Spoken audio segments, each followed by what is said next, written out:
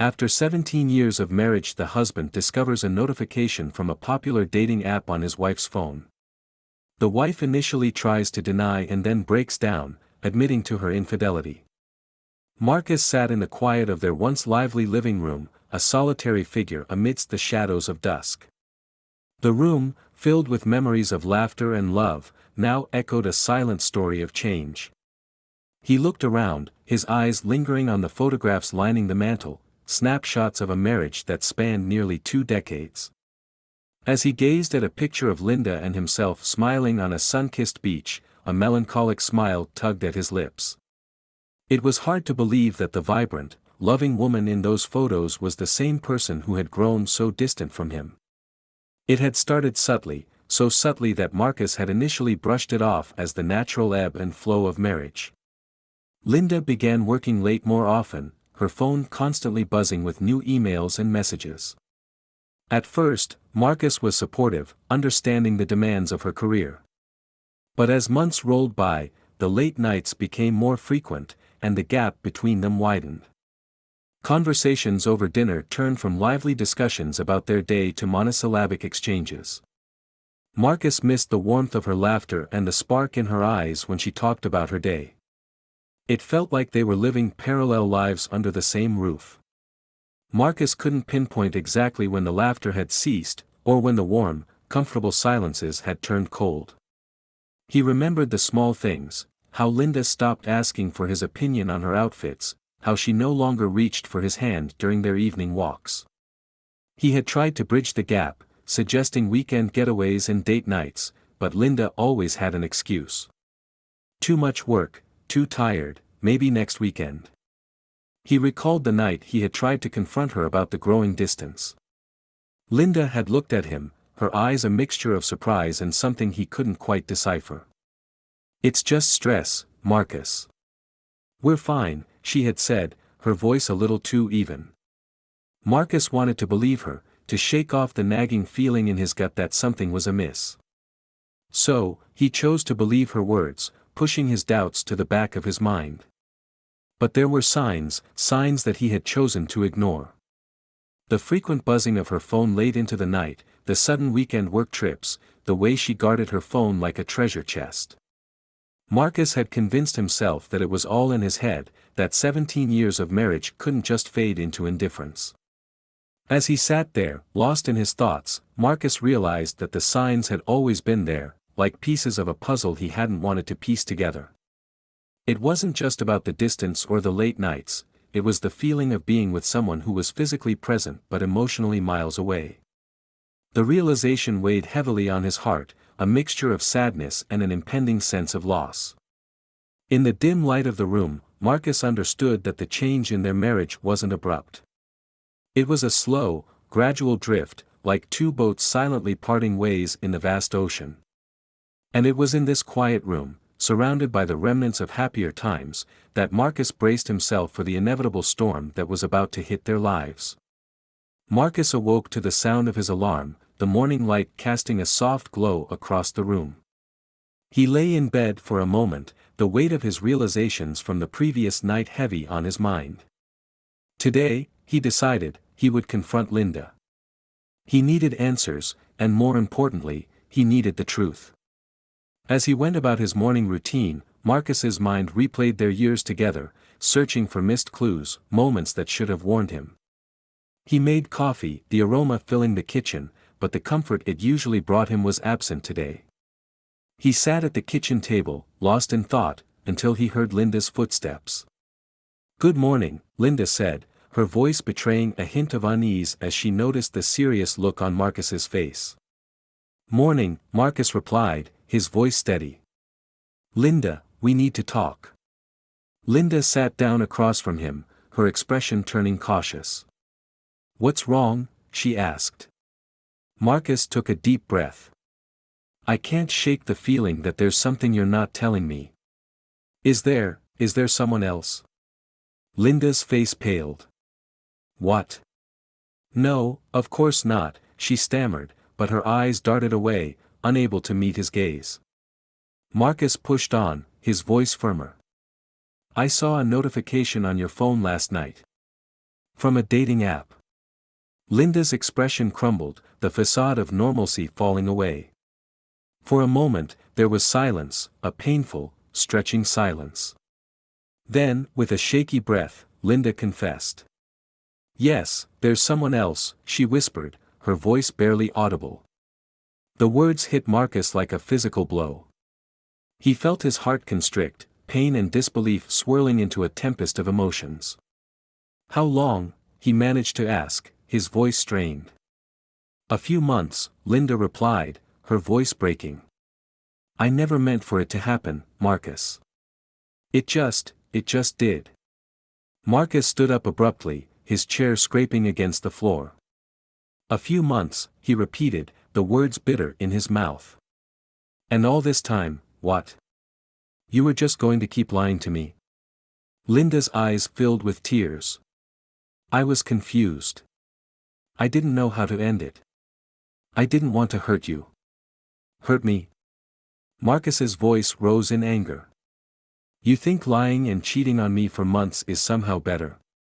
Linda reached out a hand, but Marcus stepped back. "I'm sorry," she sobbed. "I'm so sorry." Marcus shook his head, a mix of anger, sadness, and betrayal churning within him. "Sorry doesn't even begin to cover it, Linda. How could you do this to us? To our marriage?" Linda had no answer, her sobs the only sound in the tense kitchen. Marcus turned and walked out of the room, his mind a whirlwind of emotions. He needed space, he needed to think. As he left the house, he realized that their marriage, the life they had built together, was shattered. The trust and love he thought were unbreakable had been irreparably damaged. And as he walked aimlessly down the street, Marcus knew that nothing would ever be the same again. In the days that followed, the atmosphere in the house was suffocating, heavy with unspoken words and broken trust. Marcus moved through the rooms like a ghost, the walls echoing with the remnants of a happier past. Linda tried to talk to him, to explain, to apologize, but her words felt hollow, lost in the chasm that had opened between them. Marcus found himself oscillating between anger and despair. He struggled to reconcile the image of Linda, his wife of 17 years, with the person who had deceived him so completely. Every glance at her was a reminder of the betrayal, and every word she spoke grated against his wounded heart. Friends and family began to notice the strain. Marcus's sister, Julia, called him one evening, her voice laced with concern. "Marcus, you haven't been yourself lately. Is everything okay?" Marcus hesitated, then the words spilled out. He told Julia everything, about the dating app, Linda's affair, the confrontation. Julia listened in silence, her shock evident even through the phone. "I'm so sorry, Marcus," she finally said. "If there's anything I can do, just let me know." The offer was kind, but Marcus knew there was nothing anyone could do to mend what had been broken. Meanwhile, Linda was a mix of regret and desperation. She reached out to Marcus repeatedly, trying to bridge the gap with apologies and promises of change. But her attempts only served to push Marcus further away. The trust that had once been the foundation of their relationship was now a pile of rubble. One evening, as they sat in silence at the dinner table, Linda spoke up. "Marcus, can we try counseling? I know I've made a terrible mistake, but I want to make things right. I still love you." Marcus looked at her, the woman he had loved for so many years, now a stranger to him. "I don't know if love is enough anymore, Linda," he said quietly. The days turned into weeks, and the tension in the house grew. Conversations were brief and strained, each word loaded with the weight of their shattered relationship. Marcus spent more time at work, staying late to avoid the painful quiet of their home. When he was there, he and Linda moved around each other like two planets in decaying orbits, close but never touching.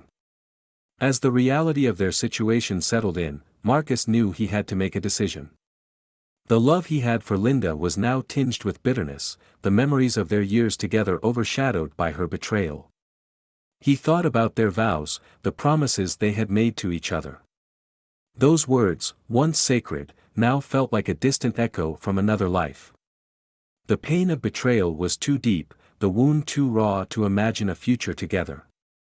With a heavy heart, Marcus realized that their marriage could not be salvaged.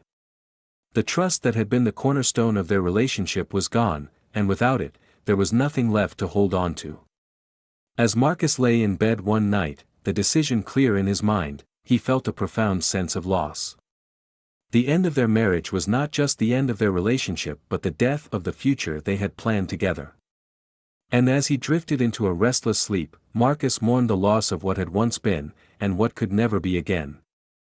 The autumn leaves had begun to turn, painting the world in shades of orange and red, a stark contrast to the grayness that had settled in Marcus's heart. The decision to end his marriage with Linda, once a distant thought, now loomed over him, unavoidable and necessary. Marcus sat at his desk, staring blankly at the papers in front of him. His mind was elsewhere, tangled in a web of memories, regrets, and what-ifs. The office noise around him faded into a dull buzz, insignificant against the turmoil within. He had to make the call, set things in motion. He picked up the phone and dialed the number he had been staring at for days now, a divorce attorney. The conversation was a blur of legal terms and procedural steps. Marcus answered the questions mechanically, feeling detached from the reality that his marriage was ending in a series of legal documents and signatures. Later that evening, he sat Linda down at the kitchen table, the same place where she had confessed her affair. "Linda, I've spoken to a divorce attorney. I think it's best for both of us," Marcus said, his voice steady but laced with sadness. Linda's face crumpled, her eyes brimming with tears. "Marcus, please, isn't there any way we can?" "No, Linda," Marcus interrupted, his heart heavy with grief and resolve. "I can't move past this. I've tried, but every time I look at you, I'm reminded of the betrayal. We're beyond fixing." The following weeks were a whirlwind of meetings with attorneys and mediators. The process was clinical and impersonal, reducing their years of marriage to assets and liabilities. They divided their shared life with the precision of a scalpel, each item a reminder of a dream they once shared. As they went through the motions, Marcus watched Linda. She seemed to shrink with each passing day, her regret tangible in every hesitant step and lowered gaze. She tried several times to reach out, to apologize, to explain, but Marcus was past the point of wanting explanations. He needed closure, a clean break from the pain and the past. The divorce papers were a cold epitaph to their marriage. As Marcus signed his name, he felt a finality that was both freeing and deeply saddening. He was closing a chapter of his life that had once been filled with love and hope. The day came for Linda to move out. Marcus watched as she packed her belongings, each item a shared memory being tucked away. She moved slowly, almost as if hoping for a last-minute reprieve. Before she left, she turned to Marcus, her eyes searching his. "I'm so sorry, Marcus. I never wanted to hurt you." Marcus nodded, the pain still too fresh for words. "Goodbye, Linda," was all he could manage. As Linda's car disappeared down the street, Marcus felt a sense of surreal emptiness. The house, once filled with their life together, now echoed with the silence of his solitude. He knew that the road ahead would be difficult, filled with moments of doubt and loneliness. But as he stood in the doorway, a cool breeze carrying the scent of autumn leaves, Marcus felt a glimmer of hope. It was the end of his marriage, but it was also the beginning of a new chapter in his life. A chance to heal, to rediscover himself, and to eventually find peace. The seasons changed, and with them, the world around Marcus transformed, but the void left by Linda's departure remained. The house, once a sanctuary of their love and dreams, now echoed with the silence of his solitude. In the quietness, Marcus often found himself walking through the rooms, each corner a repository of memories, each object a testament to a life they had woven together. As he sat in the living room, the winter sun casting long shadows on the floor, Marcus realized the depth of his loneliness. The finality of the divorce had brought a sense of closure, but it also opened a chasm of introspection. He pondered over the years with Linda, the good times overshadowed by the pain of betrayal. He wondered how he had missed the signs, how he could have been so blind to the growing distance between them. Linda's absence was palpable. Despite the pain she had caused, Marcus couldn't deny the void her absence left in his life. He missed the sound of her voice, the laughter they had shared, even the mundane routines of their daily lives. But with the loss came a slow, begrudging acceptance. He began to understand that their love, once strong and vibrant, had withered under the weight of unspoken grievances and unmet expectations. Marcus spent his days keeping busy, immersing himself in work, and reconnecting with old friends. Julia was a constant support, her presence a comforting reminder that he was not alone in this journey. They often talked about everything and nothing, Julia listening patiently as Marcus vented his frustrations, his regrets, and his hopes for the future. One evening, as they sat in his kitchen, Julia said, "You know, Marcus, it's okay to grieve what you've lost. But don't forget to look forward to what's ahead. You have a chance to rebuild your life, to find happiness again." Her words resonated with Marcus, a beacon of hope in the fog of his sadness.